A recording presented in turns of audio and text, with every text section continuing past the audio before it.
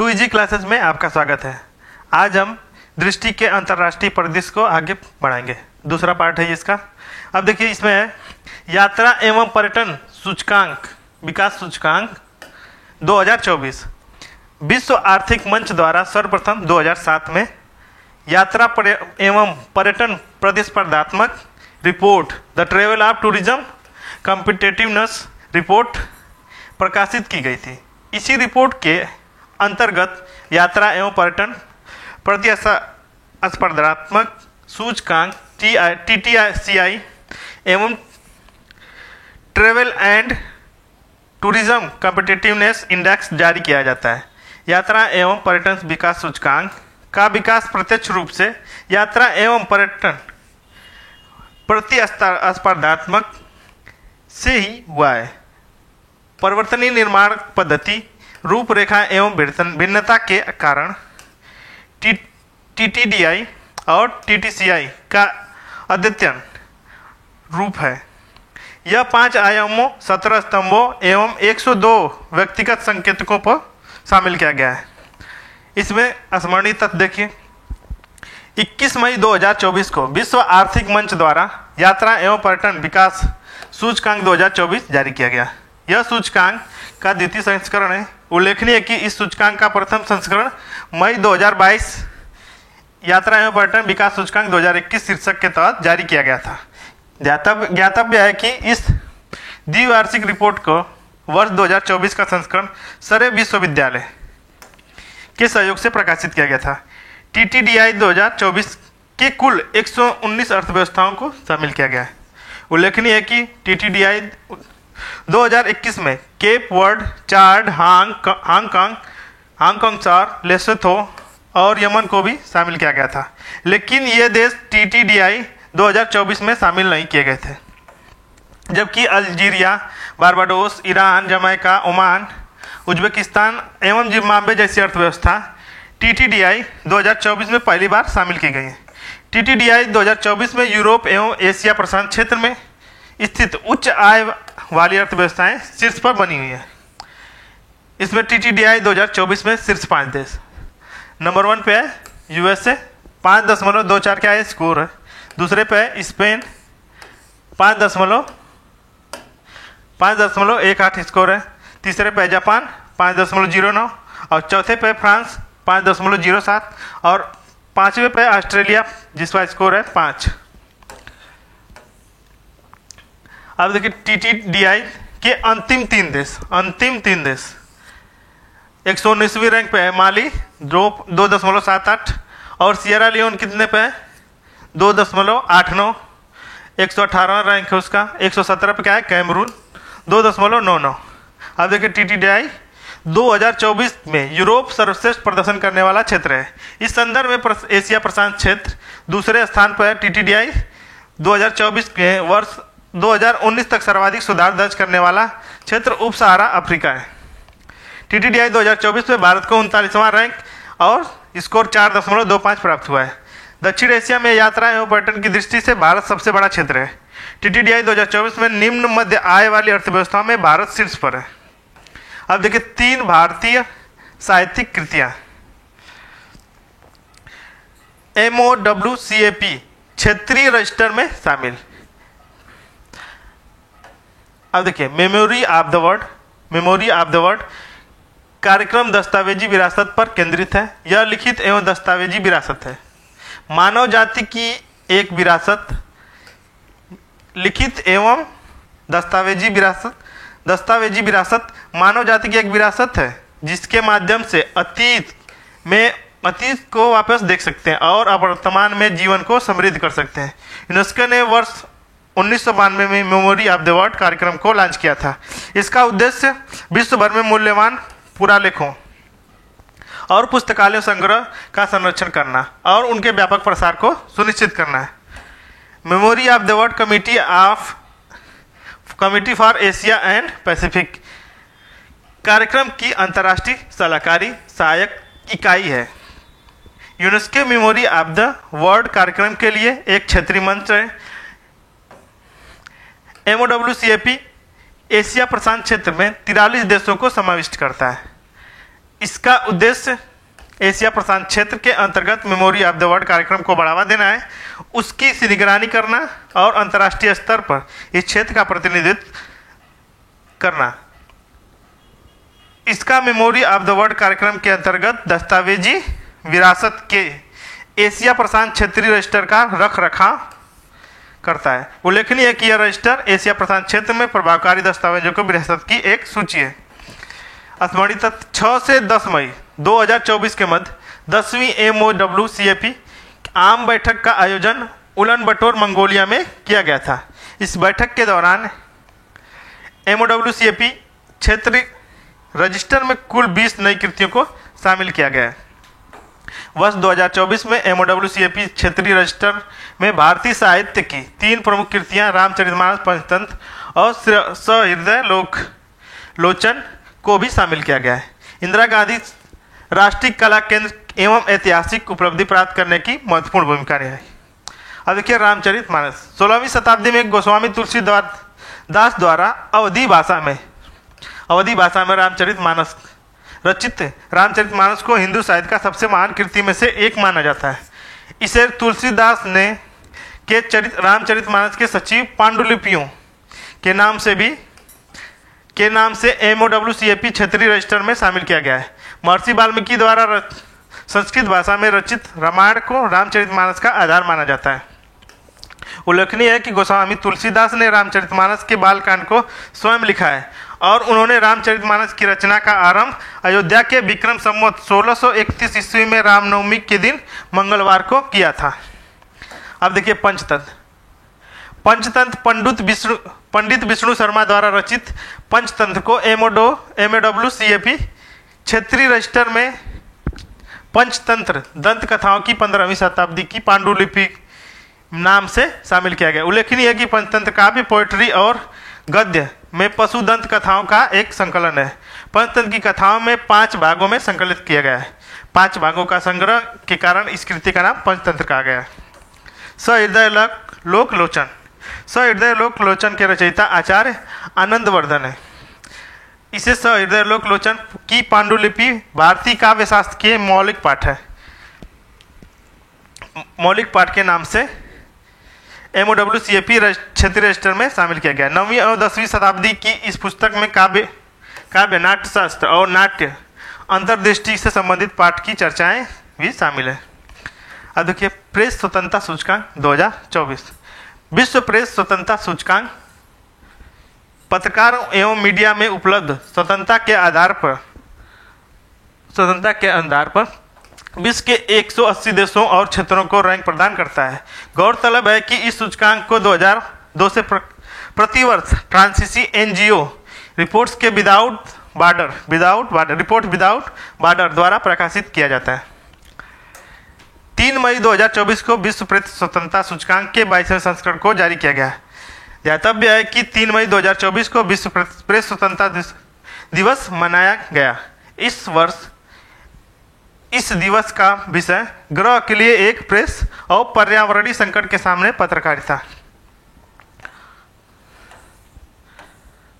विश्व प्रेस स्वतंत्रता सूचकांक 2024 के अनुसार प्रेस की स्वतंत्रता के संदर्भ में सबसे खराब स्थिति मध्य पूर्वी अफ्रीका क्षेत्र की है। एशिया प्रशांत क्षेत्र पत्रकारिता करने में के संदर्भ में विश्व का सबसे कठिन क्षेत्र है। WP वर्ल्ड प्रेस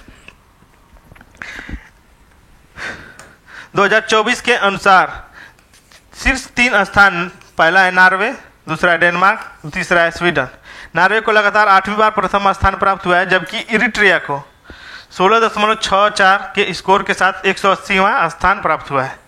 रैंकिंग में 5 देश नंबर 1 पे है नॉर्वे 91.89, डेनमार्क को 89.6, स्वीडन को 88.32 और नीदरलैंड को 87.73 और फिनलैंड को 86.55 स्कोर प्राप्त हुआ है। सद्य सूचकांक में भारत ने 31.28 के स्कोर के साथ 159वां स्थान प्राप्त किया है। विदित हो कि पिछले वर्ष 2023 के सूचकांक में भारत का स्थान 161वां स्थान पर था। नवीनतम सूचकांक में 5 संकेतकों को भारत की स्थिति निम्नलिखित है। राजनीति में 159वीं रैंक है, स्कोर है 21.58। आर्थिकी में 157 है और विधिक में 143, सामाजिक संस्कृति में 156 और सुरक्षा में 162। टाइम्स हायर एजुकेशन एशिया विश्वविद्यालय रैंकिंग 2024। 30 अप्रैल 2024 को यूके की पत्रिका टाइम्स हायर एजुकेशन द्वारा एशिया यूनिवर्सिटी रैंकिंग 2024 जारी की गई है। एशिया यूनिवर्सिटी रैंकिंग का यह 12वां संस्करण है। वर्ष 2024 की यह रैंक तैयार करने के लिए कुल 18 प्रदर्शन का प्रयोग किया गया, प्रदर्शन संकेतकों का प्रयोग किया गया है। नवीनतम रैंकिंग में एशिया महाद्वीप के 31 देशों में से 739 विश्वविद्यालयों को रैंक प्रदान की गई है।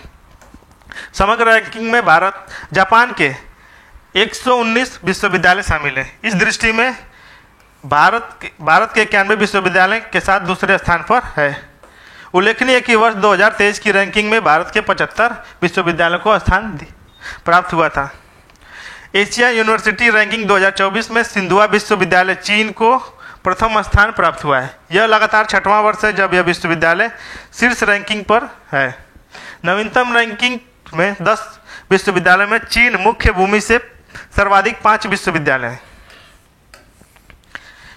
एशिया यूनिवर्सिटी रैंकिंग 2024 शीर्ष 3 विश्वविद्यालय 2024 में नंबर 1 पे सिंधुआ विश्वविद्यालय, 23-24 में दोनों पे क्या है, पेकिंग विश्वविद्यालय चीन, नेशनल यूनिवर्सिटी ऑफ सिंगापुर। ये तीनों क्या है, 2023 में भी वही थे, 2024 में भी वही है। अब देखिए एशिया विश्वविद्यालय रैंकिंग 2024 में एशिया के शीर्ष 100 विश्वविद्यालयों की सूची में भारत मात्र एक भारतीय संस्थान को स्थान प्राप्त हुआ है। भारतीय विज्ञान संस्थान बेंगलुरु शीर्ष 100 विश्वविद्यालयों की एक सूची में एकमात्र भारतीय संस्थान है। समग्र रैंकिंग में भारतीय विज्ञान संस्थान बेंगलुरु 66.1, 119वें पे अन्ना विश्वविद्यालय चेन्नई और 134वीं रैंक भारतीय महात्मा गांधी विश्वविद्यालय कोट्टयम केरल में। अब देखिए विश्व प्रसन्नता रिपोर्ट 2024। वर्ष 2012 में पहली बार विश्व प्रसन्नता रिपोर्ट, वर्ल्ड हैप्पीनेस रिपोर्ट जारी की गई। विश्व प्रसन्नता report Gallup Oxford wellbeing research centre, संयुक्त राष्ट्र पोषणीय विकास समाधान नेटवर्क एवं WHR की संपादकीय बोर्ड के मध्य साझेदारी है। उल्लेखनीय है कि 2024 में यह प्रसन्नता रिपोर्ट ऑक्सफोर्ड विश्वविद्यालय यूके के वेलबींग रिसर्च सेंटर का एक प्रकाशन है। 20 मार्च 2024 को विश्व प्रसन्नता रिपोर्ट 2024 जारी की गई। वर्तमान में रिपोर्ट में 143 देशों को उनके नागरिक को प्रसन्नता के आधार पर अनुसार रैंकिंग प्रदान की जाती है। विश्व प्रसन्नता रिपोर्ट 2024 में फिनलैंड लगातार 7वें वर्ष भी सबसे प्रसन्न देश घोषित किया गया है। समग्र रैंकिंग में अफगानिस्तान को अंतिम स्थान प्राप्त हुआ है। यह विश्व का सबसे दुखी देश। बच्चों और 30 वर्ष से कम आयु के युवाओं को लिथुआनिया विश्व का सबसे प्रसन्न देश है, जबकि 60 वर्ष से या एवं उससे अधिक आयु के व्यक्तियों की सूची में डेनमार्क सबसे प्रसन्न देश है। आदि समग्र रैंकिंग में WHR की नंबर 1 पे है फिनलैंड, स्कोर था 7.741, दूसरे पे डेनमार्क, तीसरे पे आइसलैंड। अब देखिए विश्व प्रसन्नता रिपोर्ट 2024 की समग्र रैंकिंग में भारत को 126वें स्थान प्राप्त हुआ है, जिसका स्कोर 4.054 है। उल्लेखनीय है कि WHR 2023 में भारत को 126वां स्थान प्राप्त हुआ था। 30 वर्ष से कम आयु के युवाओं को प्रसन्नता रैंकिंग में भारत 127वें स्थान पर है, जबकि 60 वर्ष या उससे अधिक आयु के वृद्धों की प्रसन्नता रैंकिंग में भारत 121वें रैंक पर है। अब देखिए विश्व प्रसन्नता शिखर सम्मेलन। ज्ञातव्य है कि 19 से 20 मार्च 2024 को लंदन के यूके में विश्व प्रसन्नता शिखर सम्मेलन का आयोजन किया गया था। ज्ञातव्य है कि प्रथम विश्व प्रसन्नता शिखर सम्मेलन मार्च 2027 को मियामी अमेरिका में आयोजित किया गया था। अंतर्राष्ट्रीय शस्त्र हस्तांतरण प्रवृत्ति 2023। अगला पॉइंट है 11 मार्च 2024 को SIPRI सिप्री द्वारा विश्व में पारंपरिक आयुधों को हस्तांतरण की स्थिति में नवीन रिपोर्टों को अंतर्राष्ट्रीय शस्त्र हस्तांतरण प्रवृत्तियां 2023 के शीर्षक से जारी की गई। सिपरी के आंकड़ों के शब्दों से वित्तीय मूल्य के बजाय शस्त्र अंतरणों की मात्रा को दर्शाते हैं। वर्ष 1923 की अवधि में विश्व के शीर्ष 5 शस्त्र निर्यातक देश तथा उनके विश्व के कुल शस्त्र निर्यात का हिस्सा इस प्रकार है। सबसे पहले अमेरिका है, दूसरे पे फ्रांस है, तीसरे पे रूस है, चौथे पे चीन है और पांचवें पे जर्मनी है। उक्त 5 शीर्ष शस्त्र आपूर्तिकर्ता देश संयुक्त रूप से 2019 से 23 के दौरान विश्वव्यापी शस्त्रों के कुल 75% निर्यात हेतु उत्तरदायी हैं। वर्ष 2019 से 23 की अवधि के विश्व के 5 शस्त्र आयातक देश में उनका विश्व में इस प्रकार है। भारत 9.8%, दूसरे पे है सऊदी अरब 8.4%, कतर है 7.6%, यूक्रेन है 4.9%, पाकिस्तान है 4.3%। उक्त शीर्ष 5 शस्त्र आयातकों का विश्व में कुल शस्त्र आयात में योगदान 35% है। अब देखिए वर्ष 2019-23 की अवधि में भारत शस्त्र के आयातों में शीर्ष स्थान पर रहा है। इस अवधि के दौरान भारत द्वारा शस्त्र आयात वैश्विक शस्त्र आयातों का 9.8% था। वर्ष 2014 से 18 एवं 19 से 23 के मध्य भारत द्वारा शस्त्र आयात में 4.7% की वृद्धि दर्ज की गई। वर्ष 19 से 23 की अवधि के में भारत को शस्त्र के प्रमुख आपूर्तिकर्ता देश है। पहला है रूस 36% आयात के लिए उत्तरदायी, दूसरे पर फ्रांस 33 और अमेरिका है 13%। अब देखिए अंकोर वाट विश्व का 8वां अजूबा। अंकोर वाट विश्व का 8वां अजूबा। अंकोर को यशोधपुर के नाम से जाना जाता है। अंकोर का नाम नोकोर भी लिया जाता है जो एक खमेर शब्द है जिसका अर्थ होता है साम्राज्य। वस्तुतः अंकोर कंबोडिया के सियम रीप प्रांत में अवस्थित है। अंकोर दक्षिण पूर्व एशिया के सबसे महत्वपूर्ण पुरातात्विक स्थलों में से एक है। अंकोर 9वीं और 14वीं शताब्दी के खमेर कला की एक पूरी श्रृंखला का प्रतिनिधित्व करता है और यह प्रसिद्ध मंदिर अंकोर वाट यहाँ स्थित है। अंकोर को यूनेस्को की द्वारा 1992 में विश्व धरोहर सूची में शामिल किया गया। अंकोर वाट के नाम से विश्व की सबसे बड़ी धार्मिक संरचना होने के कारण यह गिनीज वर्ल्ड रिकॉर्ड भी दर्ज किया गया। अंकोर वाट का मंदिर 12वीं सदी की शुरुआत में खमेर के राजा सूर्यवर्मन द्वितीय ने कराया था। यह मंदिर मूलतः भगवान विष्णु को समर्पित है। हालांकि 12वीं सदी के अंत में अंकोर वाट मंदिर के बौद्ध धर्म मंदिर में परिवर्तित कर देगा। 15वीं सदी के उपरांत अंकोर वाट अपनी महत्ता धीरे धीरे खोता गया, परंतु 1860 में फ्रांसीसी खोजकर्ता हेनरी मोहट के इस स्थल के पहुंचने के उपरांत अंतर्राष्ट्रीय मान्यता प्राप्त हुई। स्मरणित हाल ही में कंबोडिया में स्थित अंकोर वाट के विश्व के 8वें अजूबे के अनाधिक शीर्षक को नवाजा गया है। इटली के प्रसिद्ध पर्यटन शहर पोम्पई को पीछे छोड़कर अंकोर वाट विश्व के 8वें अजूबे का खिताब हासिल किया है। इसकी आधिकारिक पुष्टि कंबोडिया के प्रधानमंत्री हुन मानेट तथा लंदन में स्थित रॉयल असेंबली ऑफ कंबोडिया द्वारा की गई है। गौरतलब है कि विश्व का 8वां अजूबा उन नई इमारतों की परियोजनाओं को डिजाइन समेत अन्य को दिया जाने वाला एक अनौपचारिक शीर्षक है जिसे विश्व के 7 अजूबों में सम्मान माना जाता है।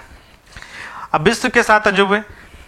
पुर्तगाल के लिस्बन शहर में आयोजित एक कार्यक्रम के दौरान 7/7/2007 को विश्व के 7 नए अजूबों की आधिकारिक घोषणा की गई थी।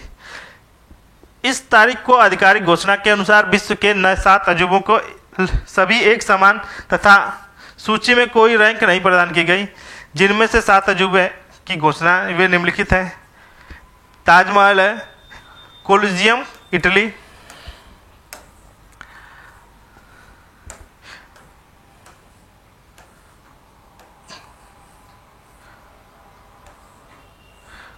Italy, Machu Picchu Peru, Petra ड्रायडन चीन की महान दीवार, the statue of Christ Redeemer and Chichen Itza.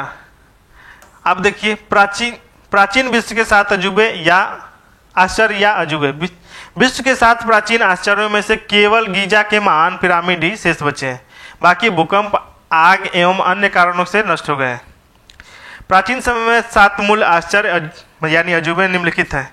गिजा का महान पिरामिड, रोड्स का कोलोसस ग्रीस, अलेक्जेंड्रिया का प्रकाश स्तंभ मिस्र में, माउसोलस का मकबरा तुर्की में, आर्टेमिस का मंदिर तुर्की में, ओलंपिया का ज्यूस मूर्ति प्राचीन ग्रीस में, बेबीलोन के हैंगिंग गार्डन इराक में।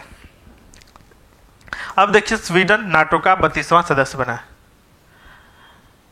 अप्रैल 1949 में अमेरिका, कनाडा तथा 10 पश्चिमी यूरोपीय देशों ने UK, France, Italy, Netherlands, Belgium, Portugal, Denmark, Norway, Iceland, Luxembourg ने वाशिंगटन संधि पर हस्ताक्षर किए, जिसके फलस्वरूप NATO North Atlantic Treaty Organization का गठन हुआ। नाटो एक अंतर सरकारी राजनीतिक एवं सैन्य गठबंधन है, जिसका उद्देश्य संगठित सुरक्षा प्रणाली सृजन हेतु उत्तरी अमेरिका एवं यूरोप के स्वतंत्र एवं स्वायत्त देशों को एक छत्र के नीचे लाना। जो विदित नाटो यूरोप एवं अमेरिका उत्तरी अमेरिकी देशों के लिए एक गठबंधन है।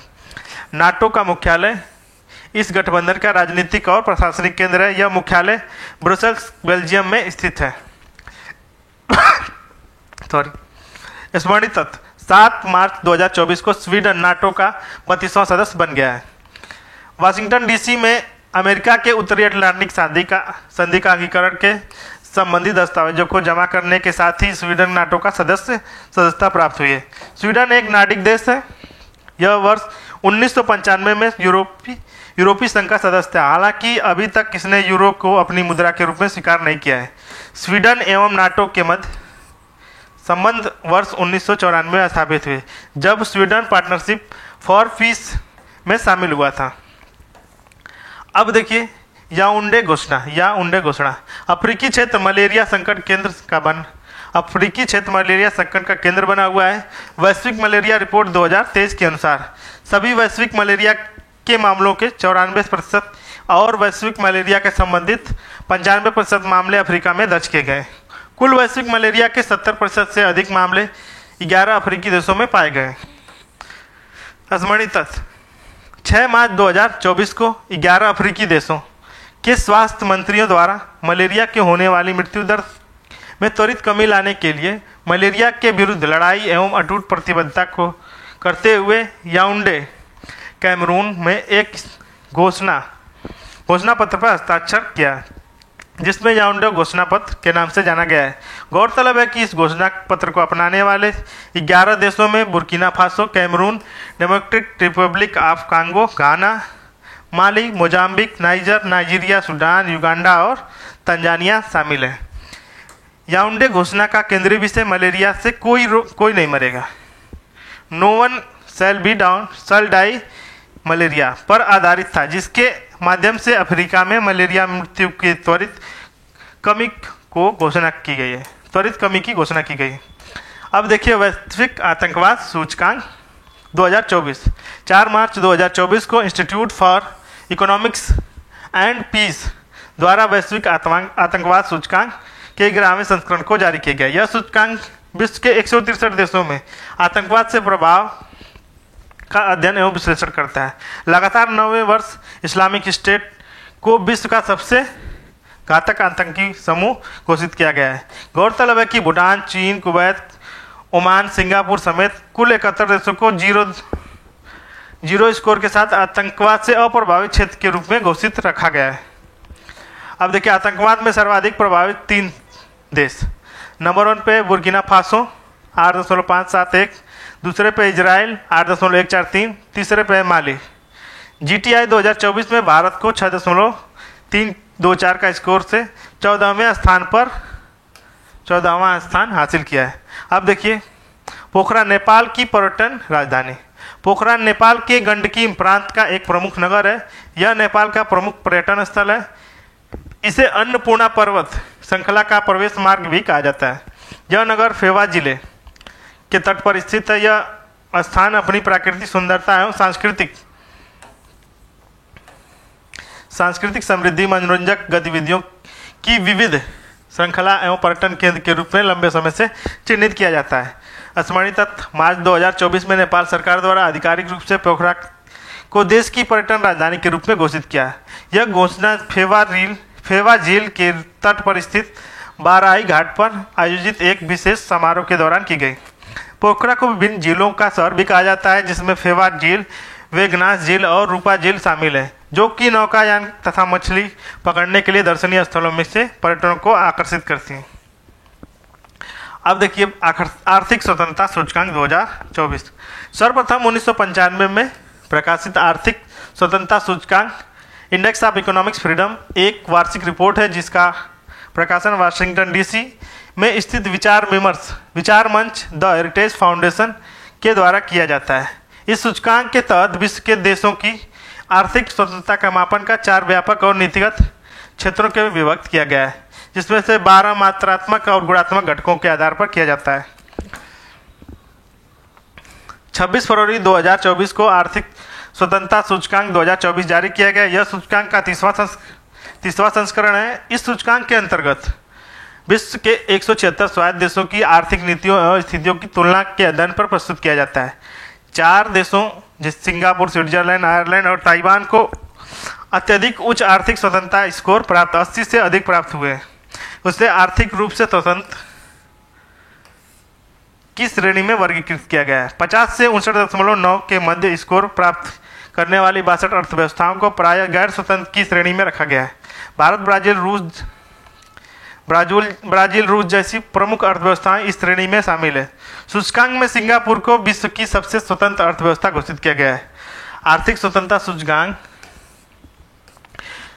2024 में भारत का स्थान 126वां था और स्कोर 52.9 था। अंतर्राष्ट्रीय बौद्धिक संपदा सूचकांक 2024। अंतर्राष्ट्रीय बौद्धिक संपदा सूचकांक अमेरिकी वाणिज्यिक संगठन यूएस चैम्बर ऑफ कॉमर्स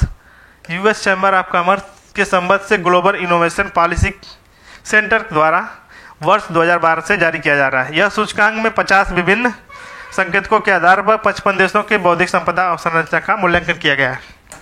स्मरणित 22 फरवरी 2024 को यूएस चैम्बर द्वारा कॉमर्स के वैश्विक नवाचार नीति द्वारा वैश्विक बौद्धिक संपदा 2024 जारी किया गया। वार्षिक रूप से जारी किए जाने वाले इस सूचकांक का 12वां संस्करण था।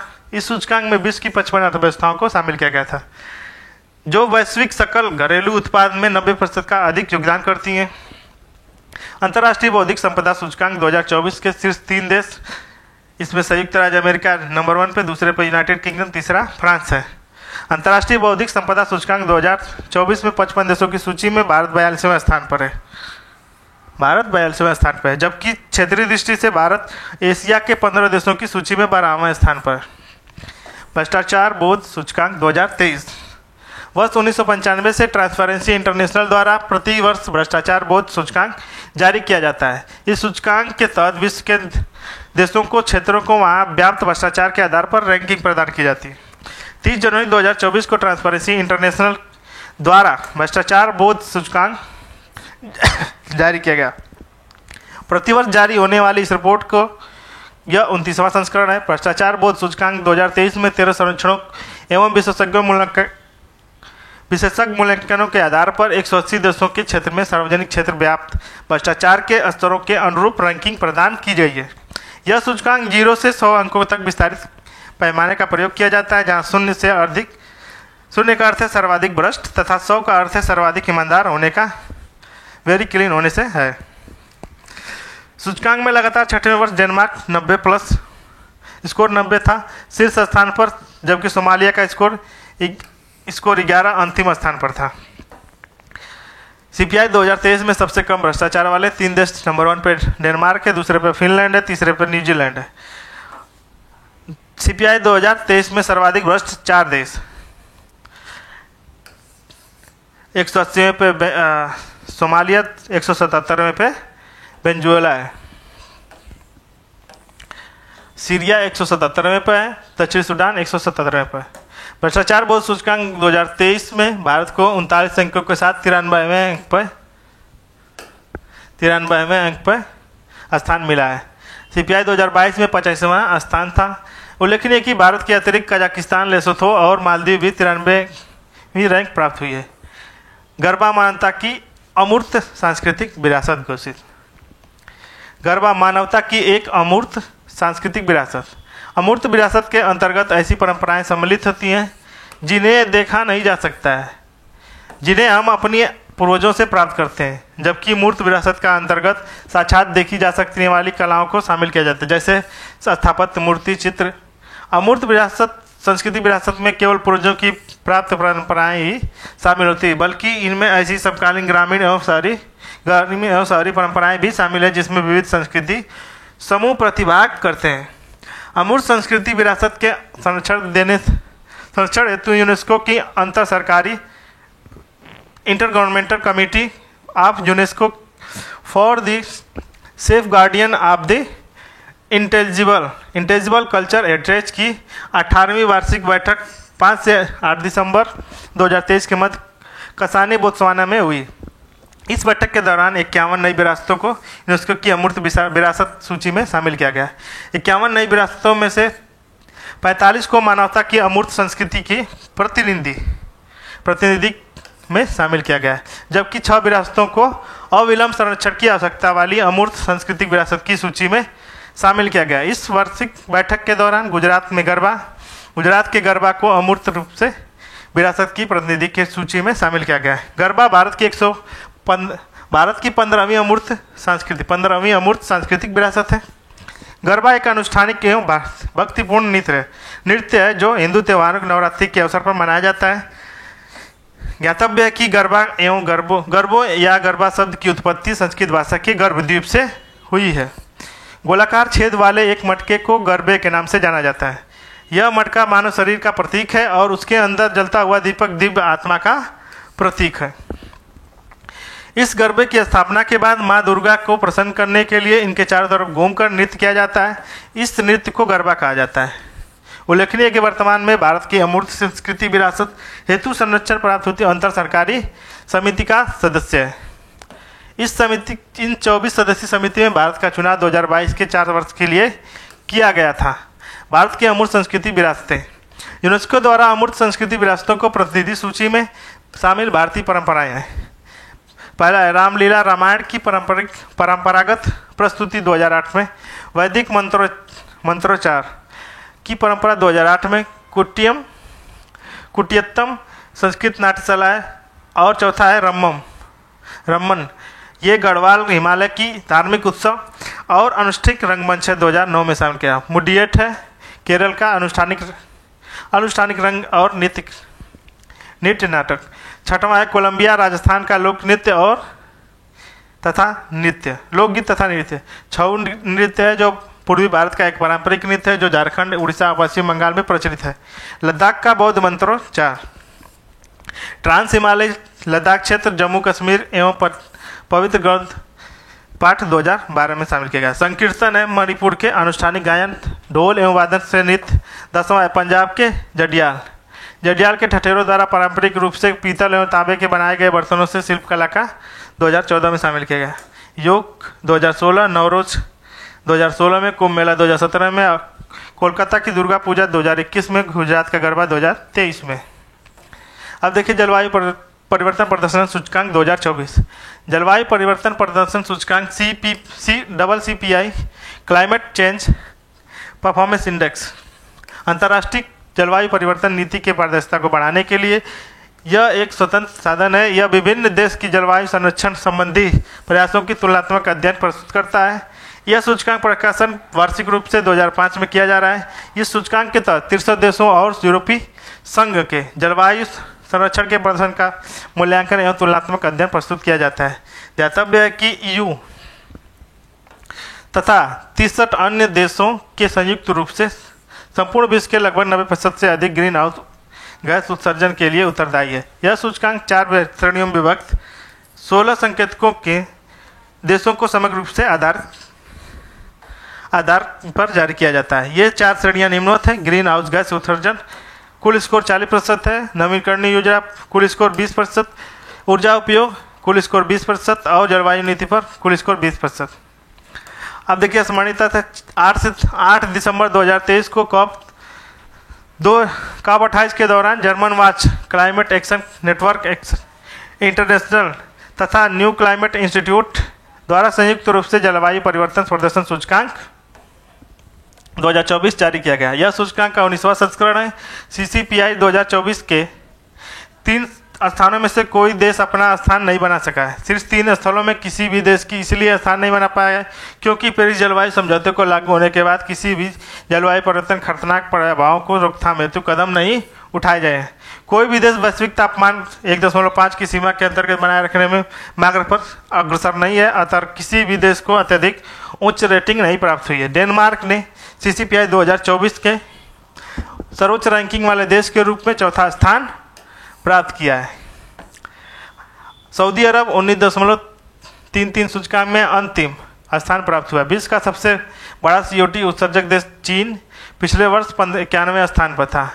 विश्व का दूसरा सबसे बड़ा CO2 उत्सर्जक देश अमेरिका 97वें स्थान पर है। CCPI में 3 G20 सदस्य तथा भारत 7वें, जर्मन 14वें तथा यूरोपीय संघ 16वें उच्च प्रदर्शन करने वाले देशों में शामिल हुए। भारत 7वें, जर्मनी 14वें, यूरोपीय संघ 16वें प्रदर्शन करने वाले क्षेत्र शामिल हुए। विश्व में ग्रीन हाउस गैस को 75% से अधिक उत्सर्जन करने के लिए G20 भी देश जिम्मेदार हैं। अब देखिए इसमें शीर्ष देश 3 रैंक क्या है खाली है क्योंकि कोई भी उस मार्क को अभी प्राप्त नहीं किया जा सका है। तो चौथे रैंक पर है डेनमार्क, 5वें पे एस्टोनिया, 6वें पे फिलीपींस और 7वें पे है भारत। CCPI 2024 में 3 देश, अंतिम 3 देश सऊदी अरब है 67 पे, 66 पे ईरान है और 65 पे UAE है। जलवायु परिवर्तन प्रदर्शन सूचकांक 2024 में भारत को 7वां स्थान स्कोर 70.25 प्राप्त हुआ है। इस सूचकांक को निर्धारित करने वाली 4 श्रेणियों को भारत प्रदर्शन निम्नवत है। सबसे पहले ग्रीन हाउस गैस उत्सर्जन में रैंक 9 है और नवीकरणीय ऊर्जा में 37 है, ऊर्जा उपयोग में 10 है और जलवायु नीति में 10 है। विभिन्न श्रेणियों में शीर्ष देश। श्रेणी 1 में ग्रीन हाउस गैस में फिलीपींस शीर्ष है, नवीकरणीय ऊर्जा में नॉर्वे है, ऊर्जा उपयोग में फिलीपींस है, जलवायु नीति में नीदरलैंड है। अब देखिए time person of the year 2023। वर्ष 2023 में टाइम्स पत्रिका द्वारा 2027 से प्रतिवर्ष पर्सन ऑफ द ईयर का चुनाव किया जाता है। 1927 में पहली बार पर्सन ऑफ द ईयर की चार्ल्स लिंडरबर्ग को चुना गया था। 6 दिसंबर 2023 को अमेरिका के प्रतिष्ठित अंतर्राष्ट्रीय पत्रिका टाइम्स द्वारा 2023 में times person of the year की घोषणा की गई। वर्ष 2023 में प्रख्यात अमेरिकी गायक गीतकार टेलर स्विफ्ट को पर्सन ऑफ द ईयर चुना गया है। ज्ञातव्य है कि 2017 में टाइम्स पत्रिका ने द साइलेंस ब्रेकर नामक समूह को अपना पर्सन ऑफ द ईयर घोषित किया था, जिसमें पत्रिका के कवर पेज पर महिलाओं को टेलर स्विफ्ट को भी स्थान दिया गया था।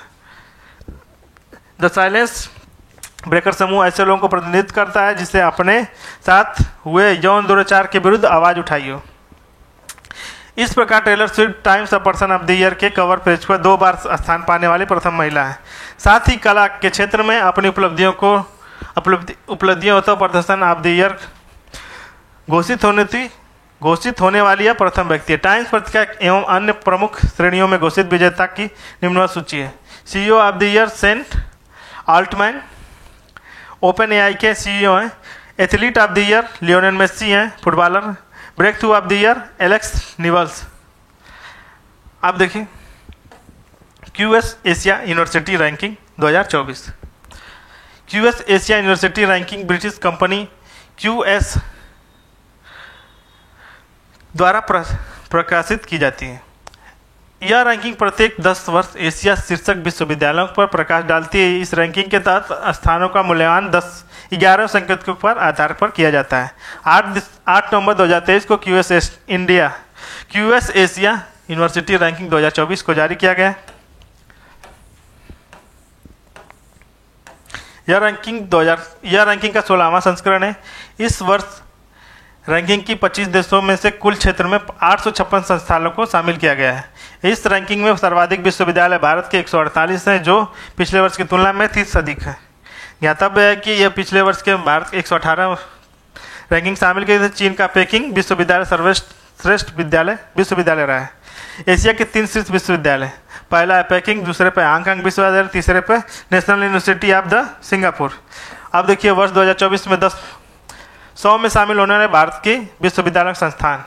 भारतीय रैंक 1 है, एशिया रैंक में 40 है, दूसरे पे 46 है, एशिया में 46। IIT Delhi, IIT Bombay 1 number पे, IIT दिल्ली 46वें नंबर पे, IIT मद्रास 53 नंबर पे, 58 नंबर पे IISc बेंगलोर कर्नाटक, और 59वें नंबर पे IIT खड़गपुर पश्चिम बंगाल, IIT कानपुर 63वें नंबर पे, दिल्ली विश्वविद्यालय 94वें नंबर।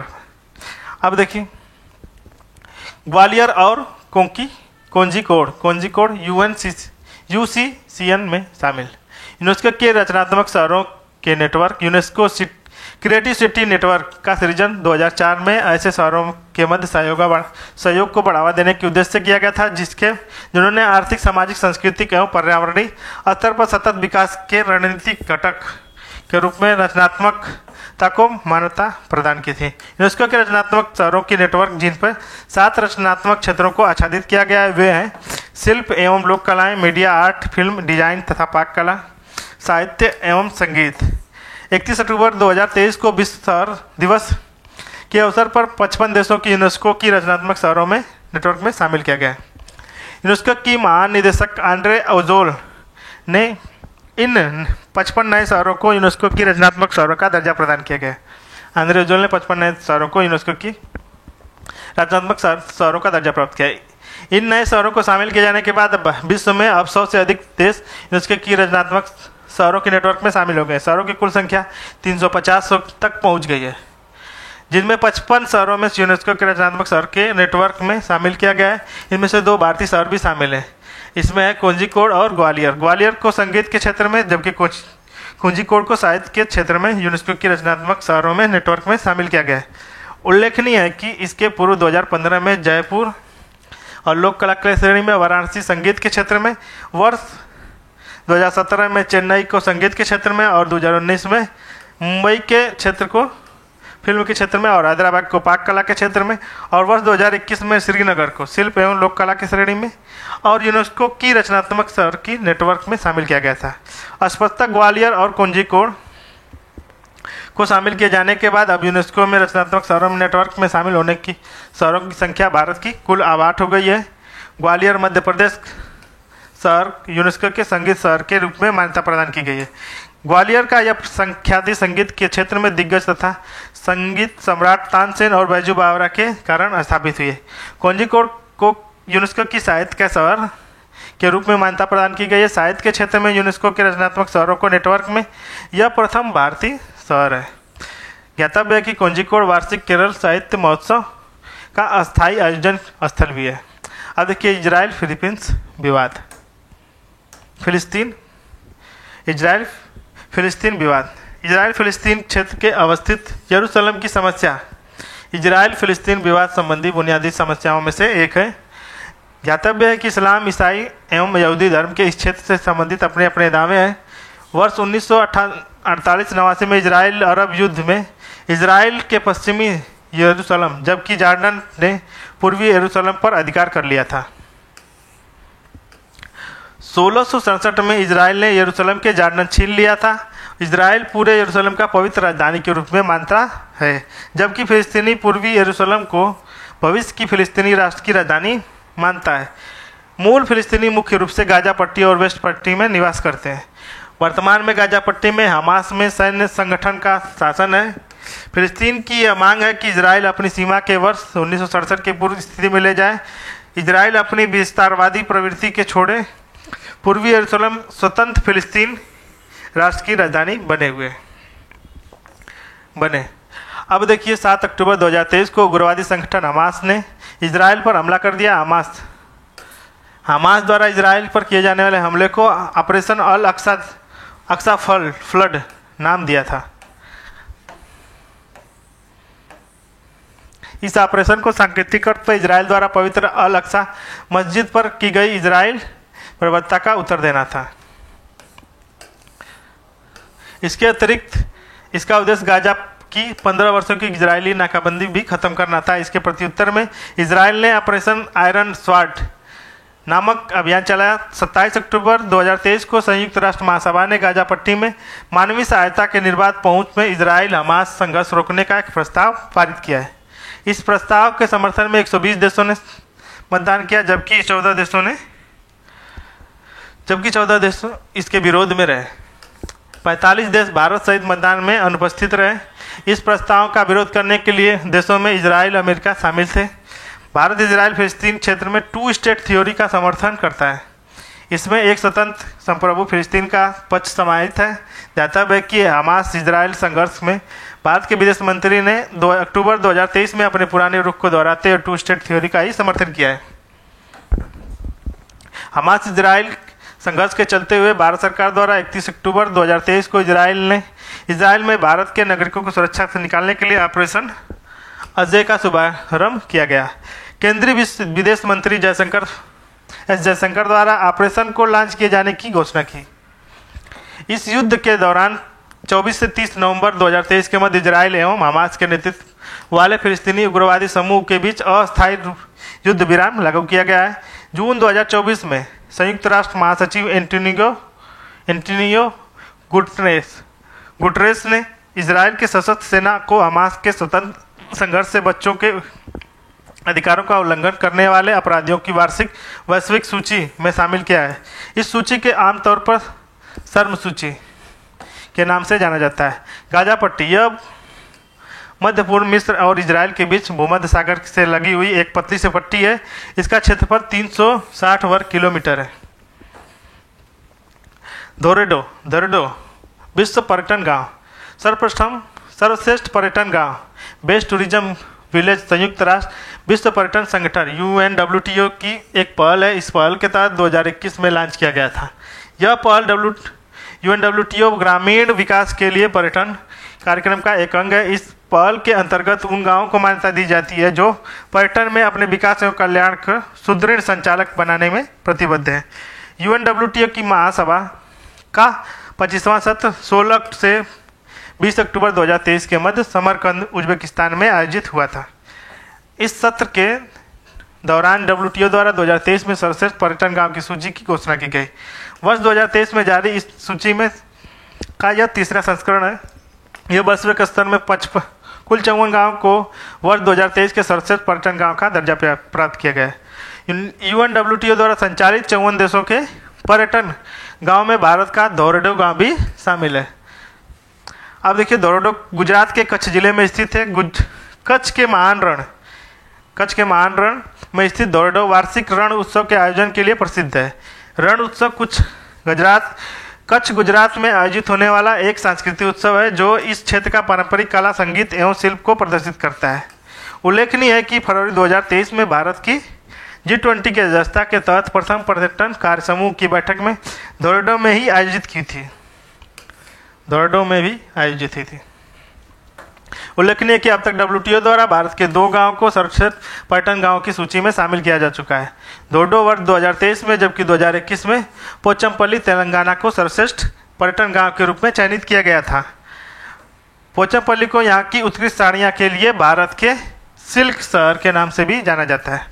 अब देखिए, वार्षिक पेंशन सूचकांक 2023। वार्षिक पेंशन सूचकांक मोनाश centre for financial studies मोनाश university स्थित मोनाश बिजनेस स्कूल का अंग है, जो मर्सर के सहयोग से CFA संस्थान निवेश क्षेत्र में पेशेवरों के लिए वैश्विक संघ द्वारा प्रायोजित एक सर्वेक्षण है। गौरतलब है कि वर्ष 2023 के इस सूचकांक में विश्व भर की 47 वैश्विक पेंशन प्रणाली की एक व्यापक तुलनात्मक अध्ययन का प्रस्तुत किया है। 17 अक्टूबर 2023 को मर्सर CFA इंस्टीट्यूट वैश्विक पेंशन सूचकांक 2023 जारी किया गया। यह सूचकांक का 15वां वार्षिक संस्करण है। MCGPI 2023 के अनुसार नीदरलैंड, आइसलैंड, डेनमार्क और इजराइल सेवानिवृत्त आय प्रणालियों में विश्व में सर्वश्रेष्ठ है। शीर्ष 3 देश हैं। नंबर 1 पे नीदरलैंड, दूसरे पे आइसलैंड, तीसरे पे डेनमार्क। MCGPI 2023 में भारत को 45वां स्थान प्राप्त हुआ है। ज्ञातव्य है कि वर्ष 2022 में इस सूचकांक में भारत 41वें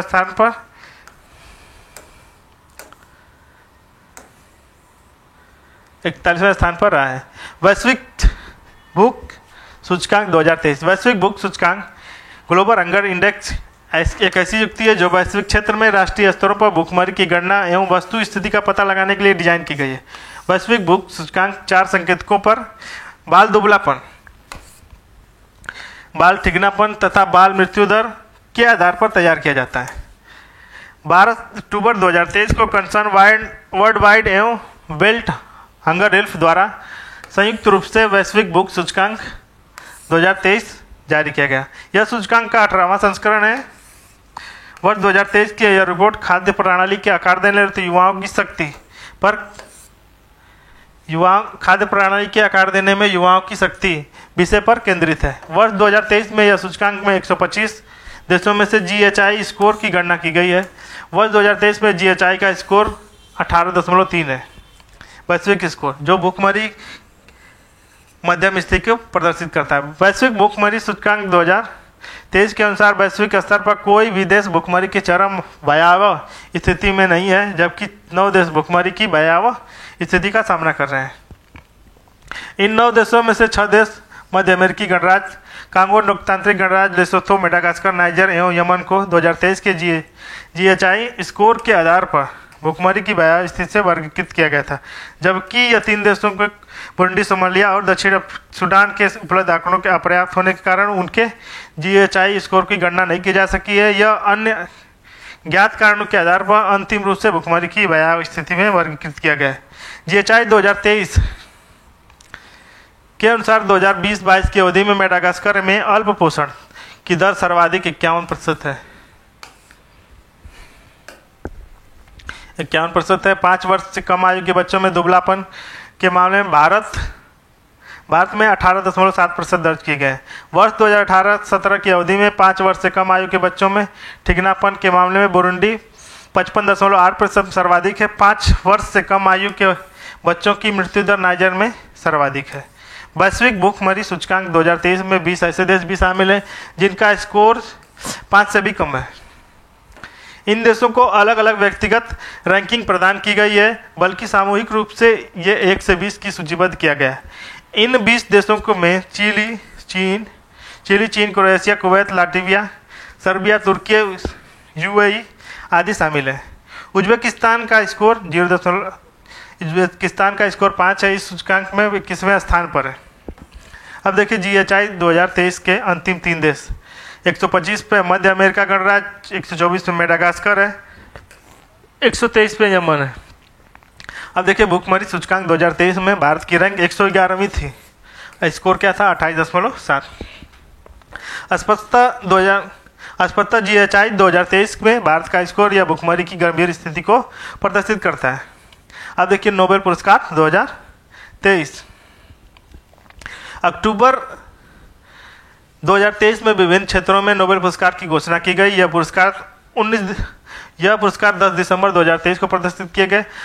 साल का नोबेल पुरस्कार 9 अक्टूबर 2023 को स्टॉकहोम में स्वीडन में स्थित द रॉयल स्वीडिश एकेडमी द्वारा ऑफ साइंसेज द्वारा 2023 में अर्थशास्त्र के नोबेल पुरस्कार की घोषणा की गई। यह पुरस्कार क्लाडिया गोल्डिन को प्रदान किया गया है। अर्थशास्त्र का क्लाडिया गोल्डिन को दिया गया।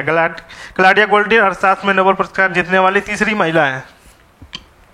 इसके वर्ष 2009 में एलिनार ओस्ट्रम और 19 में एस्थर डफलो को यह पुरस्कार जीत चुकी हैं। उल्लेखनीय है कि क्लाडिया गोल्डिन अर्थशास्त्र में नोबेल पुरस्कार पाने वाली पहली ऐसी महिला विजेता है जिन्होंने यह पुरस्कार अकेले जीता है, जबकि पहले 2 महिला विजेताओं ने यह पुरस्कार संयुक्त रूप से जीता था। उल्लेखनीय है कि क्लाडिया गोल्डिन अमेरिकी अर्थशास्त्री एवं अमेरिका में हार्वर्ड विश्वविद्यालय के प्रोफेसर हैं। उन्हें महिलाओं के संदर्भ में श्रम बाजार के परिणामों के बारे में हमारी समझ को उन्नत करने के लिए यह पुरस्कार दिया गया है। अब देखिए नोबेल का शांति पुरस्कार अर्थशास्त्र में गोल्डिन। अब देखिए नोबेल का शांति पुरस्कार 6 अक्टूबर 2023 को ओस्लो, नॉर्वे में स्थित नॉर्वेजियन नोबेल कमेटी द्वारा 2023 में नोबेल शांति पुरस्कार की घोषणा की गई। यह पुरस्कार ईरान के नरगिस मोहम्मदी को प्राप्त किया गया है। उन्हें यह पुरस्कार ईरान की महिलाओं में के उत्पीड़न के विरुद्ध लड़ाई में सभी प्रकार के मानवाधिकार और स्वतंत्रता को बढ़ावा देने के प्रयासों में दिया गया। ज्ञातव्य है कि नरगिस मोहम्मदी एक मानवाधिकार कार्यकर्ती एवं स्वतंत्रता सेनानी है। नोबेल पुरस्कार की घोषणा के समय नरगिस कैद में थी। उल्लेखनीय है कि नरगिस मोहम्मदी को नोबेल शांति पुरस्कार जीतने वाली प्रथम, विश्व की 19वीं तथा ईरान की दूसरी महिला है। वर्ष 2023 में ईरान की शिरीन इबादी को नोबेल शांति का पुरस्कार जीतने में प्रथम ईरानी महिला बनी थी। साहित्य के क्षेत्र में नोबेल पुरस्कार 2023 5 अक्टूबर 2023 को स्टॉकहोम में स्थित द स्वीडिश एकेडमी द्वारा 2023 में साहित्य में नोबेल पुरस्कार की घोषणा की गई। वर्ष 2023 में साहित्य का नोबेल पुरस्कार नॉर्वेजियन लेखक जान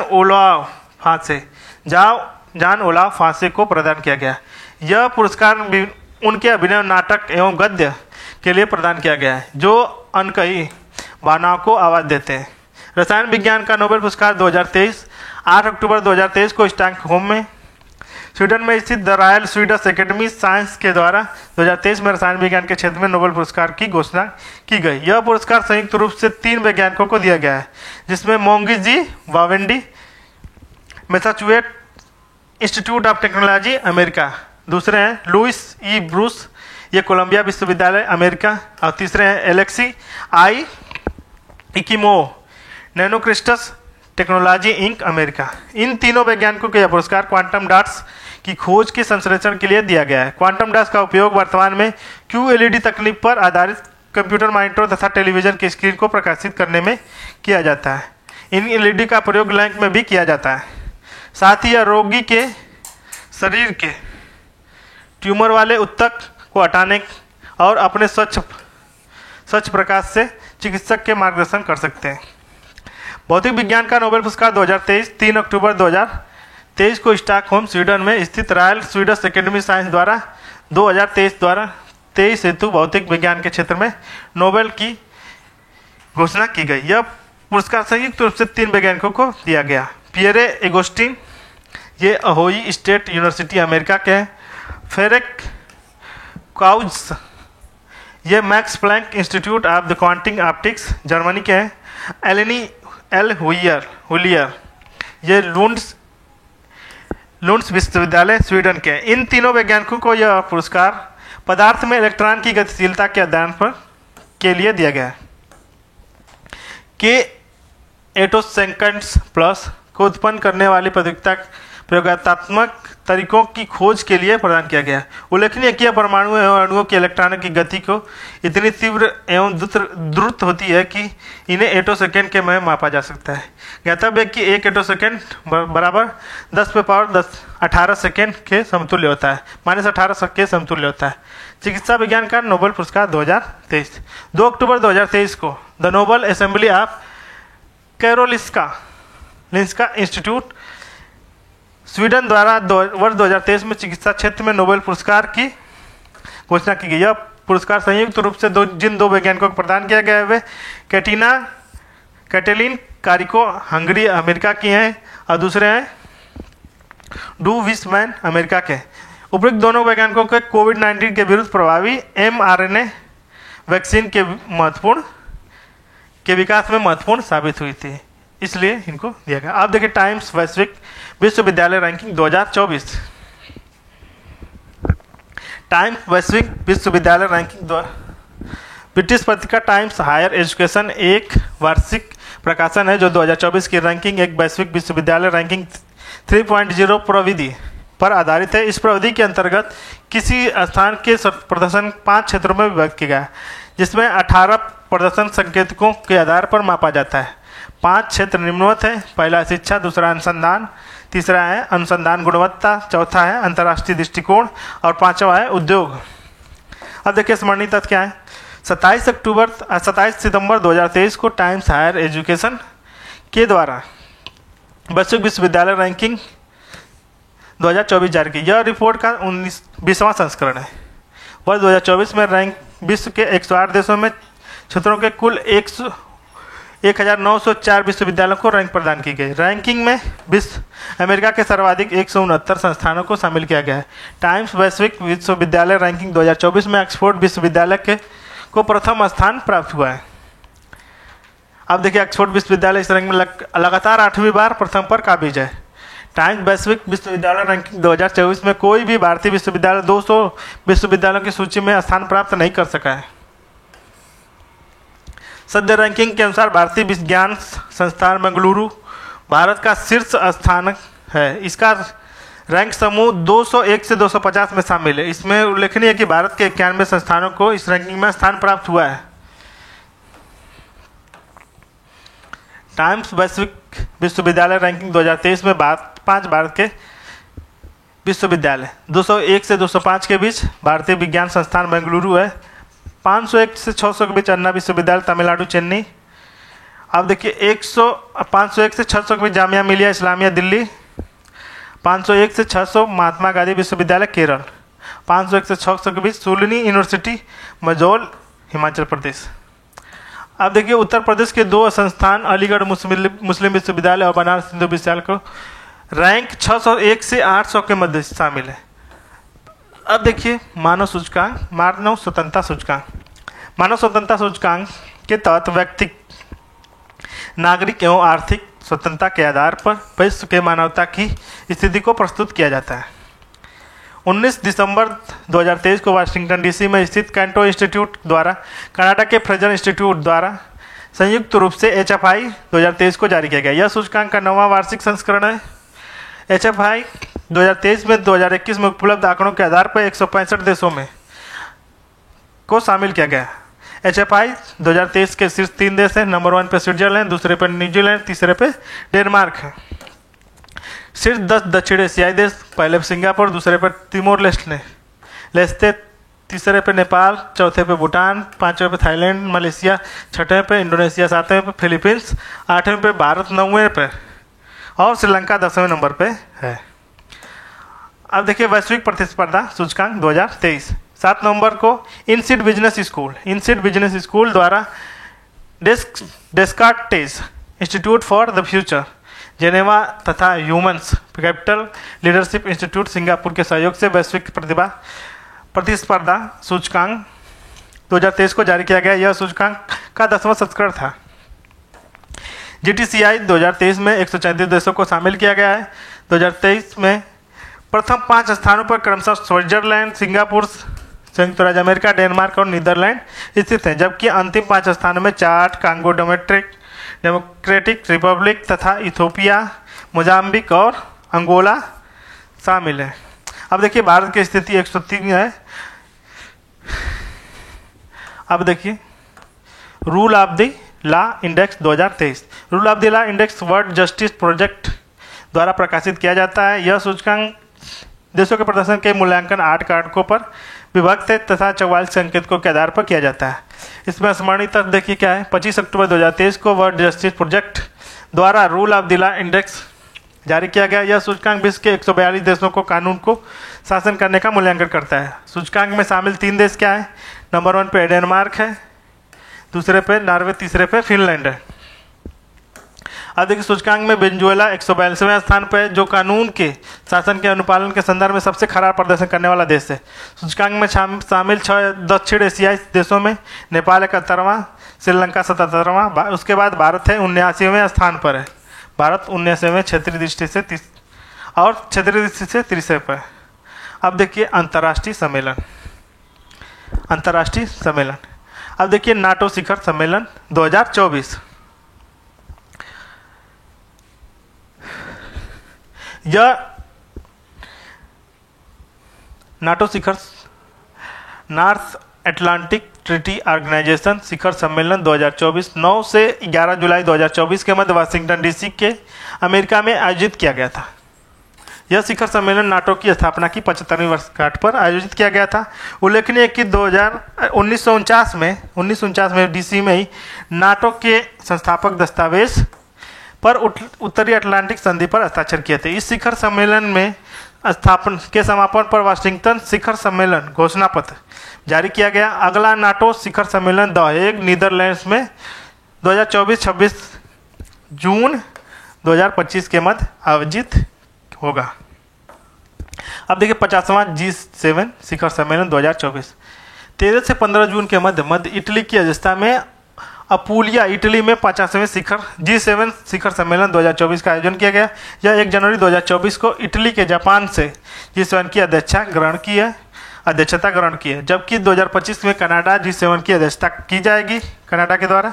इस शिखर सम्मेलन में 7 G7 सदस्य राष्ट्र नेताओं के अतिरिक्त यूरोपीय परिषद के चार्ल्स मिशेल और यूरोपीय आयोग के अध्यक्ष अर्सुना वान डेर लेयन को भी प्रतिभाग किया गया है। G7 के अध्यक्ष के रूप में इटली के शिखर सम्मेलन के दौरान आयोजित कुछ कार्य सत्रों में भाग लेने के लिए अन्य राष्ट्रों के अंतर्राष्ट्रीय संगठनों के प्रतिनिधियों को आमंत्रित किया गया है। समग्र रूप से इन कार्यों के सत्रों को 12 देशों के 5 अंतर्राष्ट्रीय संगठनों के नेताओं ने भाग लिया है। भारत के अन्य 11 देशों आमंत्रित अल्जीरिया, अर्जेंटीना, ब्राज़ील, मिस्र, केन्या, मार्टिनिया, सऊदी अरब, दक्षिण अफ्रीका, ट्यूनीशिया, तुर्की, यूएई शामिल है। भारत को 50 G7 शिखर सम्मेलन में एक आउटरीच देश के रूप में आमंत्रित किया है। इटली को प्रधानमंत्री जॉर्जिया मेलोनी के निमंत्रण पर प्रधानमंत्री नरेंद्र मोदी को 14 जून को G7 आउटरीच सम्मेलन में भाग लिया था। अब देखिए G7 है क्या? विश्व की 7 सर्वाधिक औद्योगिक एवं महाशक्तियों का संगठन है। इस संगठन के सदस्य क्या है? यूएसए है, कनाडा है, यूनाइटेड किंगडम है, फ्रांस है, इटली है, जर्मनी है और जापान है। अब देखिए 13वां विश्व व्यापार संगठन का मंत्री स्तरीय सम्मेलन। विश्व व्यापार संगठन का 13वां मंत्री स्तरीय सम्मेलन यूएई के अबू धाबी में 26 फरवरी 2 मार्च 2024 के मध्य आयोजित किया गया। इस सम्मेलन की अध्यक्षता यूएई के विदेश व्यापार राज्य मंत्री डॉक्टर थानिम बिन अहमद अल जाऊदी के द्वारा की गई। गौरतलब है कि विश्व व्यापार संगठन का 12वां मंत्री स्तरीय सम्मेलन 12 से 17 जून 2024 के मध्य जेनेवा, स्विट्जरलैंड में आयोजित किया गया था। WTO के 13वें मंत्री स्तरीय सम्मेलन के रूप में भागीदार देश के मंत्रियों ने 2 अल्प विकसित राष्ट्रों यथा कोमोरोस तथा तिमोर लेस्टे के लिए विश्व व्यापार संगठन की सदस्यता को मंजूरी दी गई थी। इन 2 अल्प विकसित देशों को विश्व व्यापार संगठन WTO की सदस्यता मिलने के बाद WTO की सदस्यों की संख्या कितनी हो गई? 164 से 166 हो गई। वर्ष 2016 में अफगानिस्तान और लाइबेरिया को विश्व व्यापार संगठन की सदस्यता मिलने के बाद 2024 में विश्व व्यापार संगठन के 2 नए राष्ट्रों को परिग्रहण WTO के इतिहास में सबसे लंबे अंतराल तक प्रदर्शित करता है। अब देखिए CMS COP 2024 वन्य जीवों की प्रवासी प्रजाति के संरक्षण के अभिसमय के पक्षकार सम्मेलन में 14वीं बैठक CMS COP 14 का आयोजन 12 से 17 फरवरी 2024 के मध्य उज्बेकिस्तान में समरकंद में किया गया। यह मध्य एशिया में आयोजित होने वाली पहली कॉन्फ्रेंस ऑफ पार्टीज COP 14 है। इस बैठक के उद्घाटन उज्बेकिस्तान के प्रधानमंत्री अब्दुल्ला अरीपोव द्वारा किया गया। CMS COP 14 का आयोजन प्रकृति की कोई सीमा नहीं है नामक स्लोगन के अंतर्गत किया गया। ज्ञातव्य है कि वन्य जीवों के प्रवासी प्रजातियों के संरक्षण पर पक्षकारों के सम्मेलन 13वें सत्र का आयोजन किया गया। 15 से 17 फरवरी तक गुजरात के गांधीनगर में किया गया, जिसका केंद्र migratory species connect and planet and together we welcome them home था। वर्तमान में अफ्रीका, मध्य तथा दक्षिण अमेरिका एवं कैरेबियन, एशिया, यूरोप तथा ओशनिया के 133 देशों का यह अभिसमय यह पक्षकार है। बैठक के दौरान विश्व की पहली प्रवासी प्रजाति report state of the world's migrate species को लॉन्च किया गया। लगभग 2 दशकों की अनिर्णायक वार्ता के बाद प्रवासी पक्षियों के लिए मध्य एशियाई फ्लाईवे के लिए समझौता हुआ है, जो 30 रेंज राज्यों तक फैला हुआ है। CMS COP 14 का दौरान प्रवासी प्रजाति चैंपियंस कार्यक्रम का आयोजन किया गया, जिसके प्रवासी प्रजातियों के संरक्षण के असाधारण प्रयास को प्रतिबद्धता कर 9 चैंपियंस को मान्यता दी गई है।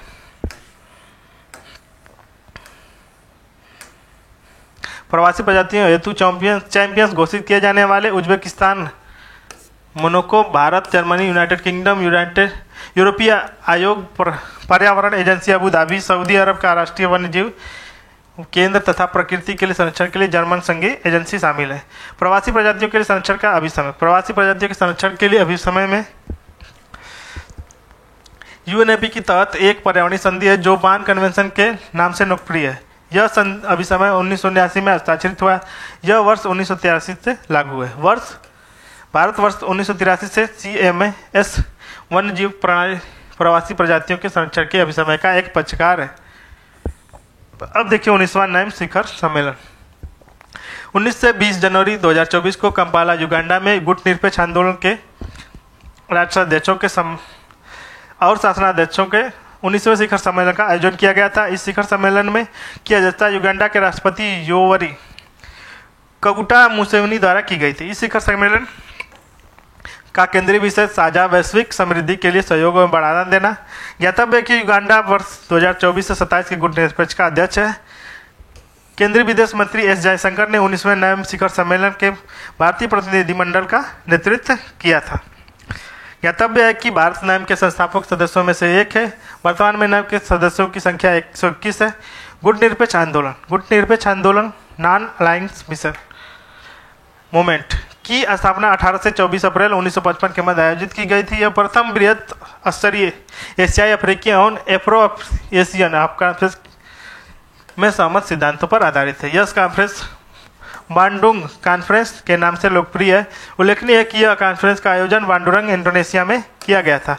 बांडुंग कॉन्फ्रेंस के सहमत सिद्धांतों के आधार पर गुटनिरपेक्ष आंदोलन को वर्ष 1961 के बेलग्रेड तत्कालीन युगोस्लाविया में आयोजित प्रथम शिखर सम्मेलन में औपचारिक रूप से किया गया था।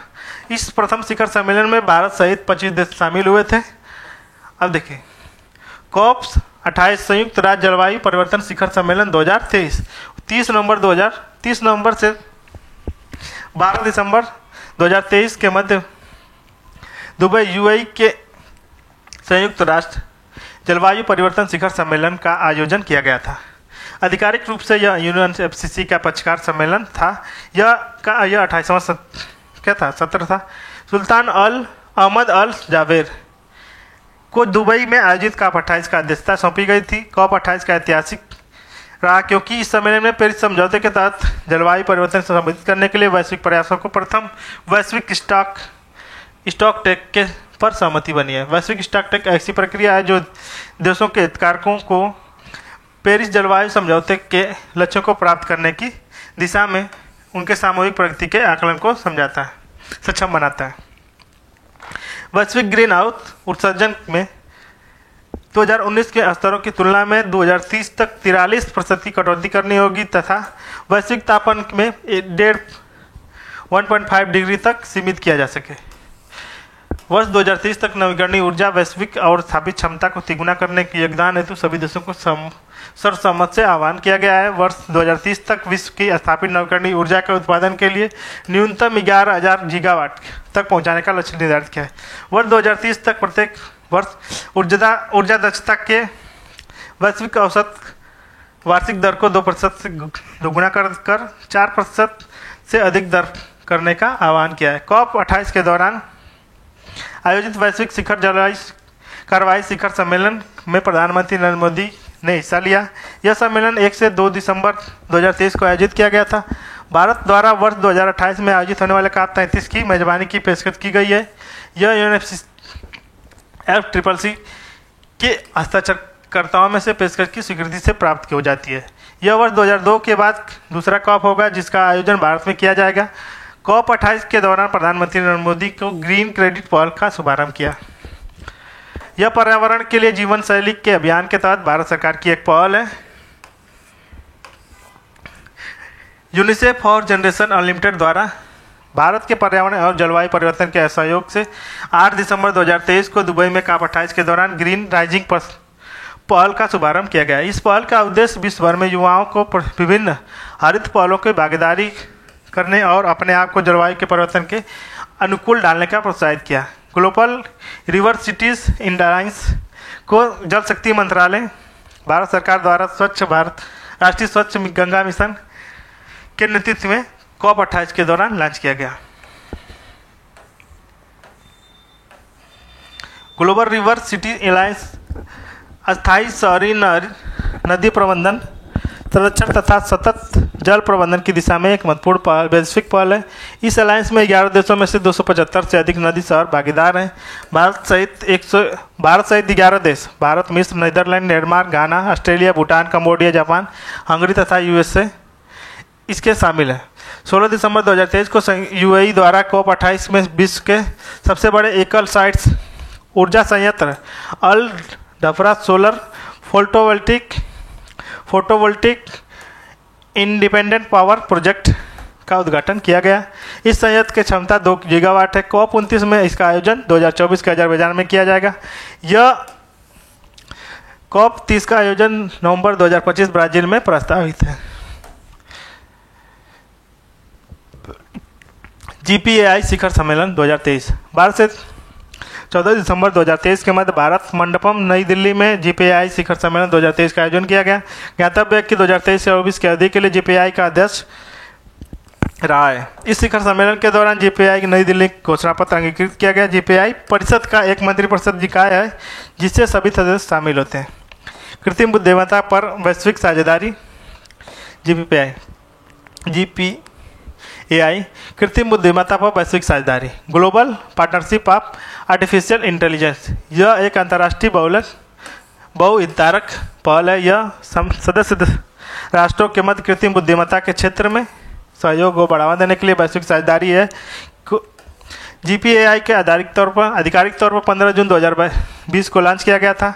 GPAI के सचिवालय की स्थापना पेरिस में स्थित आर्थिक सहयोग एवं विकास संगठन में की गई थी। वर्तमान में GPAI की सदस्यों की संख्या कुल 29 है। इसके अतिरिक्त OECD GPAI का सदस्य पर्यवेक्षक की भूमिका निभा रहा है। दिसंबर 2020 तक यूनेस्को की GPAI का पर्यवेक्षक के रूप में शामिल हुआ है। GPAI शिखर सम्मेलन का पहला सम्मेलन 3 दिसंबर 2020 को कर्नाटक के मॉन्ट्रियल में हुआ था। दूसरा सम्मेलन पेरिस में हुआ था। तीसरा टोक्यो जापान में हुआ था। अब देखिए 5 COP5 मिनामाता अभिसमय की 5वीं बैठक 30 अक्टूबर से 3 नवंबर 2023 के मध्य जेनेवा स्विट्जरलैंड में मर्क्यूरी पर मिनामाटा अभिसमय के पक्षकार सम्मेलन की 5वीं बैठक आयोजित की गई थी। संयुक्त राष्ट्र पर्यावरण कार्यक्रम के तत्वाधान में COP5 की अध्यक्षता क्लाउडिया ट्रूमित्र द्वारा की जाएगी। रोमानिया के जो रोमानिया देश से संबंधित है। मिनामाता अभिसंघ के अंगीकरण की 10वीं वर्षगांठ के अवसर पर 29 अक्टूबर 2023 को मिनामाटा फिल्म के प्रसारण किया गया जिसके निर्देशक एंड्रयू लेविटास थे। मिनामाटा कन्वेंशन 6 के पक्षकारों के सम्मेलन की अगली बैठक चिली की अध्यक्षता में 3 से 7 नवंबर 2025 को मध्य जेनेवा में आयोजित की जाएगी। COP6 की अध्यक्षता ओस्वाल्डो पेट्रिसियो अल्वारेज पेरेज के द्वारा की जाएगी। पारे पर मिनामाता कन्वेंशन एक अंतर्राष्ट्रीय पर्यावरणीय संधि है जिसका उद्देश्य पारा को और उसके यौगिक हानिकारक प्रभाव को मानव स्वास्थ्य एवं पर्यावरण से रक्षा करना है।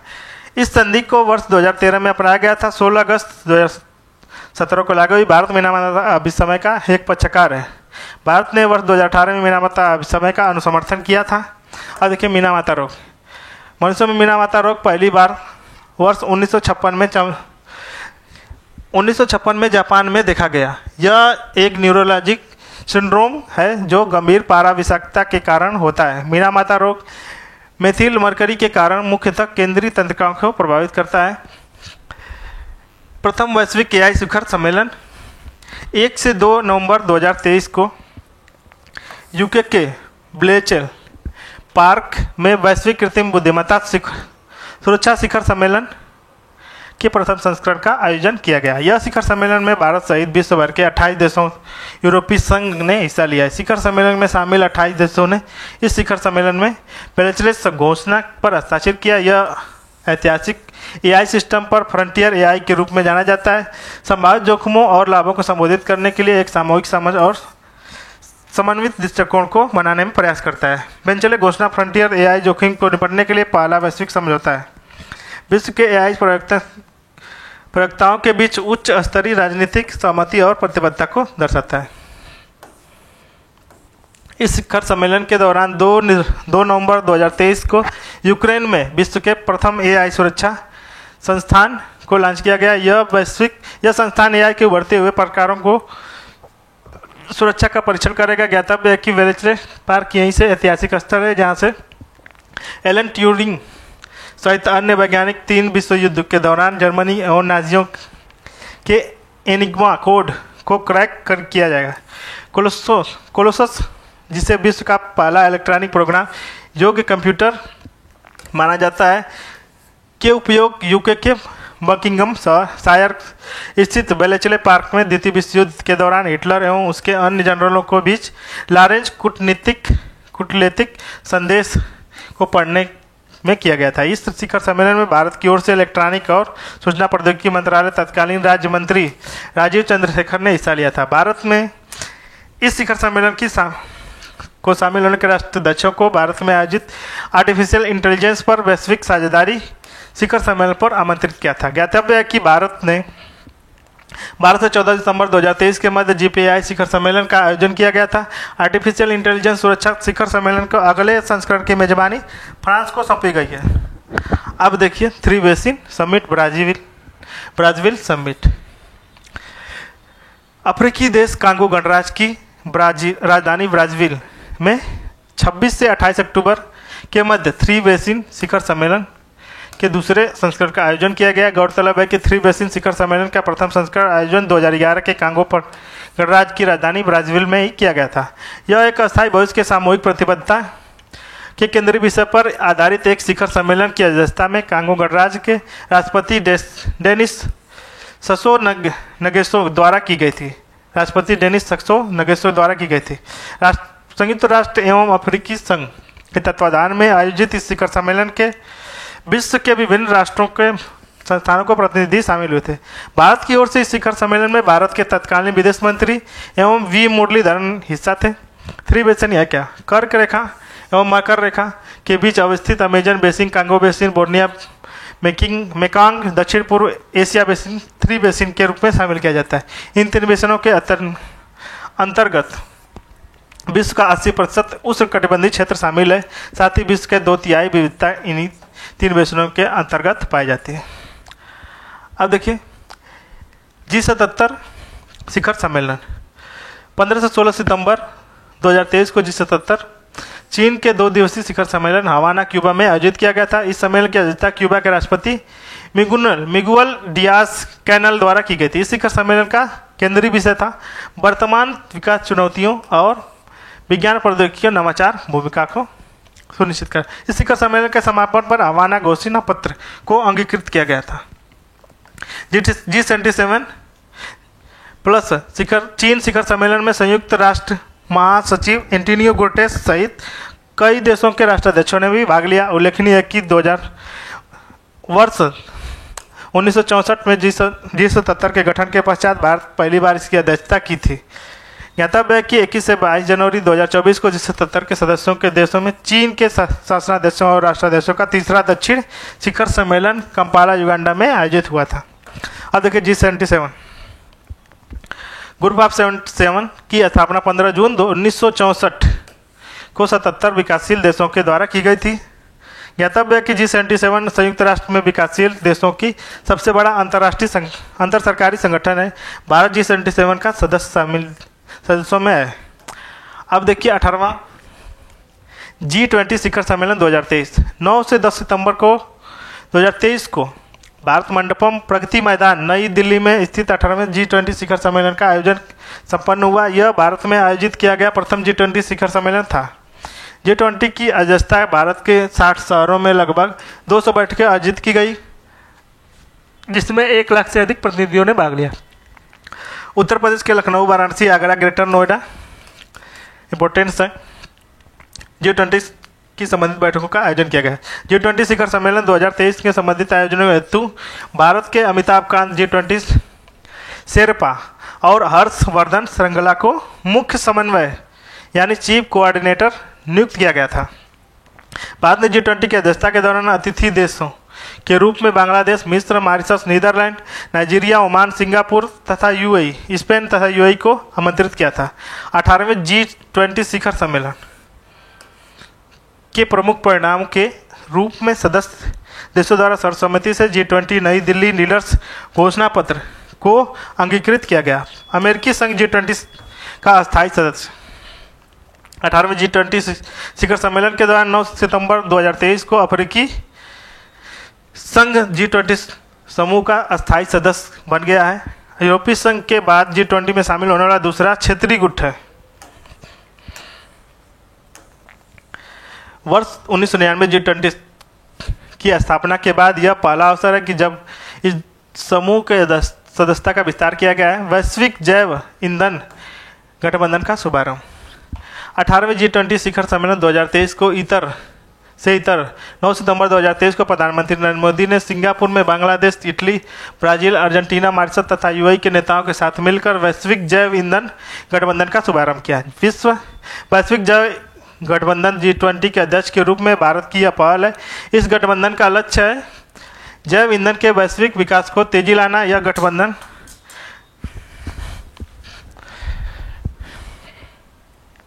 ज्ञान एवं केंद्रीय संग्रह के विशेषज्ञों का केंद्र के रूप में किया जाएगा। जीबीए के सदस्य के जैव ईंधन प्रमुख उत्पादक एवं उपभोक्ता हैं। अमेरिका 52% है, ब्राजील 30%, भारत 3% का वैश्विक इथेनॉल उत्पादन करता है, लगभग 85%, जबकि उत्पादक में लगभग 81% का योगदान है। भारत मध्य यूरोप आर्थिक गलियारा।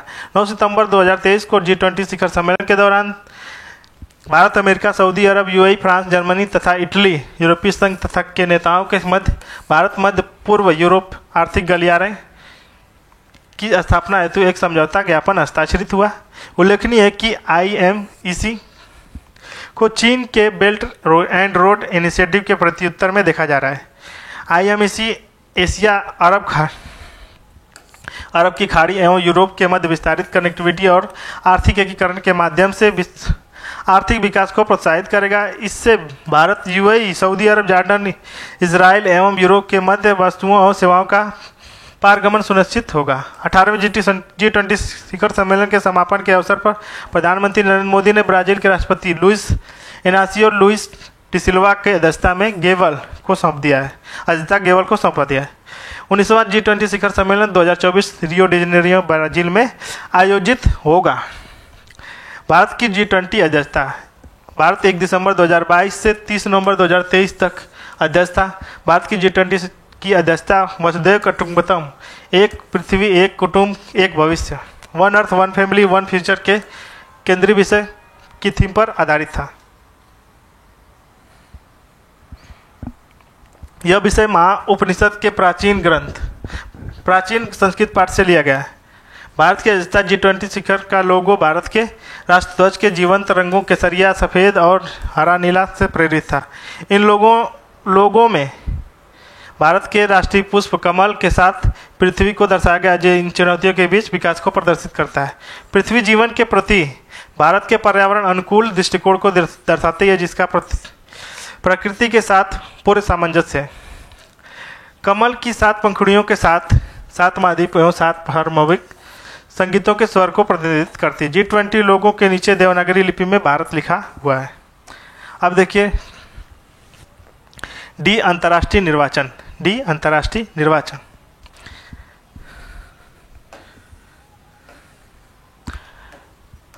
कीर स्टारमर यूके के नवनिर्वाचित प्रधानमंत्री हैं। 5 जुलाई 2024 को यूके के नए प्रधानमंत्री के लेबर पार्टी के कीर स्टारमर को चुना गया है। कीर स्टारमर इस पद के ऋषि सुनक का स्थान ग्रहण किया है। 4 जुलाई 2024 को यूके के आम चुनाव संपन्न हुआ। 4 जुलाई 2024 को यूके के 650 निर्वाचन क्षेत्रों को आयोजित किया गया था। श्री स्टारमर के नेतृत्व में लेबर पार्टी के यूके हाउस ऑफ कॉमन्स की 650 सीटों में से 411 पर जीत दर्ज की, जबकि सुनक के नेतृत्व में कंजर्वेटिव पार्टी ने 121 सीटें ही प्राप्त की। ज्ञातव्य है कि 1832 के बाद किसी आम चुनाव में कंजर्वेटिव पार्टी द्वारा जीती गई सीटों की सबसे कम संख्या है। सर कीर स्टारमर ब्रिटेन के 98वें प्रधानमंत्री बने हैं। ज्ञातव्य है कि 2014-24 के बाद यूके के आम चुनाव में हाउस ऑफ कॉमन्स के ऐतिहासिक रूप से 26वें भारतीय मूल के व्यक्ति की जीत दर्ज की गई है।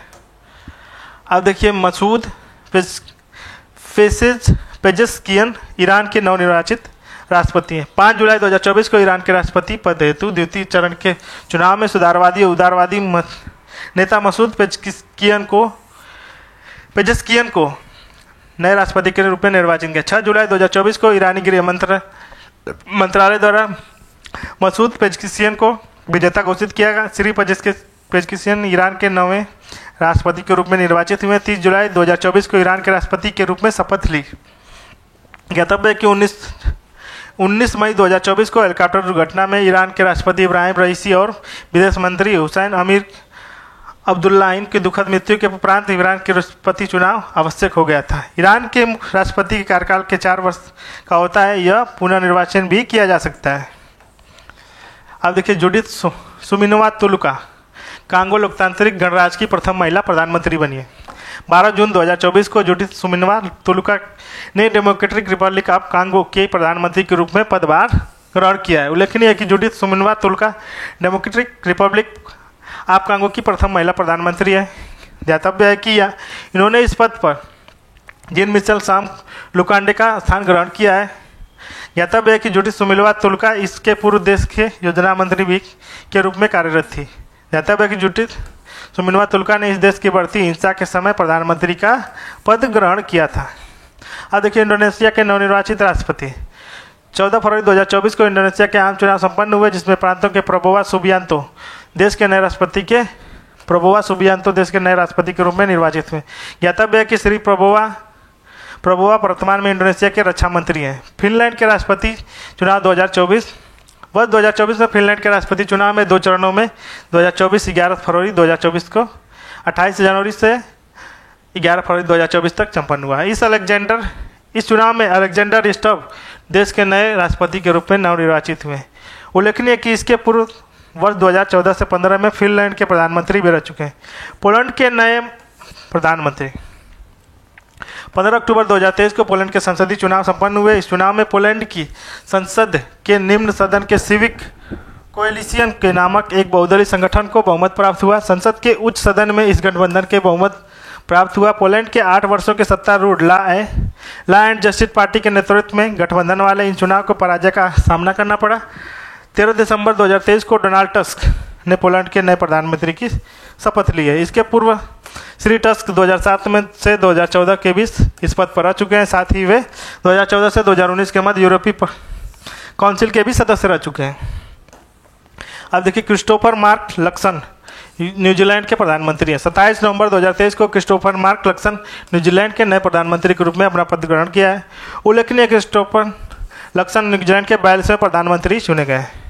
ज्ञातव्य है कि वर्ष 2023 में न्यूजीलैंड के आम चुनाव 14 अक्टूबर 2023 में आयोजित हुए थे। वर्ष 2023 में आम चुनाव में सत्तारूढ़ लेबर पार्टी पराजित हुई।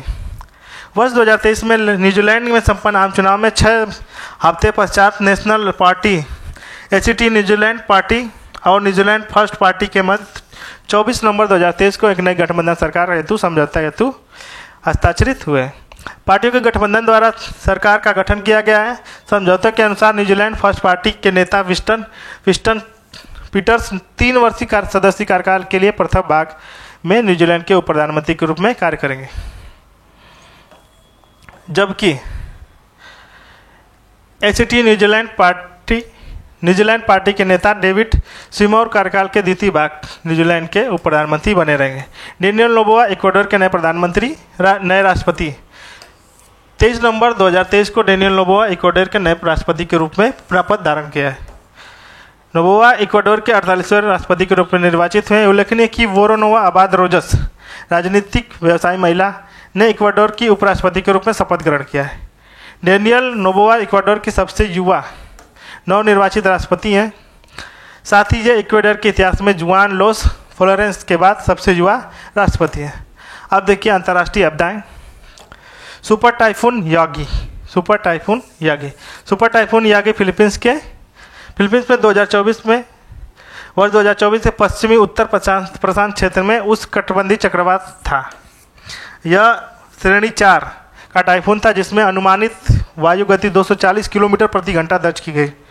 इस टाइफून को दक्षिण पूर्व एशिया के कई देशों को प्रभावित किया। इस टाइफून से प्रभावित होने वाले प्रमुख देशों में चीन, फिलीपींस, लाओस, थाईलैंड, म्यांमार भी शामिल थे। हालांकि इस टाइफून की सर्वाधिक महत्वपूर्ण प्रभाव वियतनाम में देखने को मिला। यह वियतनाम में आया यह अब तक का सबसे शक्तिशाली टाइफून था। साथ ही यह चीन के लैंडफॉल करने वाला दूसरा सबसे शक्तिशाली टाइफून था।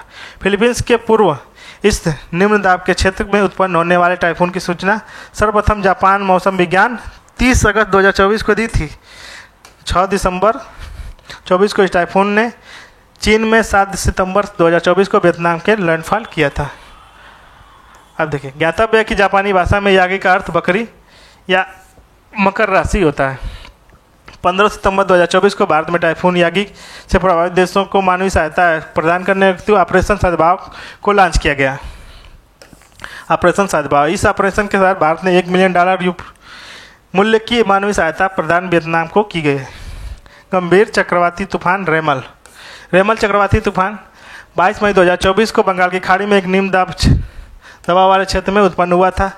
26 मई 2024 को मध्यरात्रि पश्चिम बंगाल और बांग्लादेश के तटों पर लैंडफॉल करने से यह गंभीर चक्रवाती तूफान के रूप में परिवर्तित हो गया। लैंडफॉल के बाद यह चक्रवाती तूफान प्रभाव के आकलन के लिए भारतीय तटरक्षक पोत वर्द को पारादीप में रवाना किया। रेमल का अरबी भाषा में अर्थ होता है बालू। यह ओमान द्वारा नाम दिया गया है।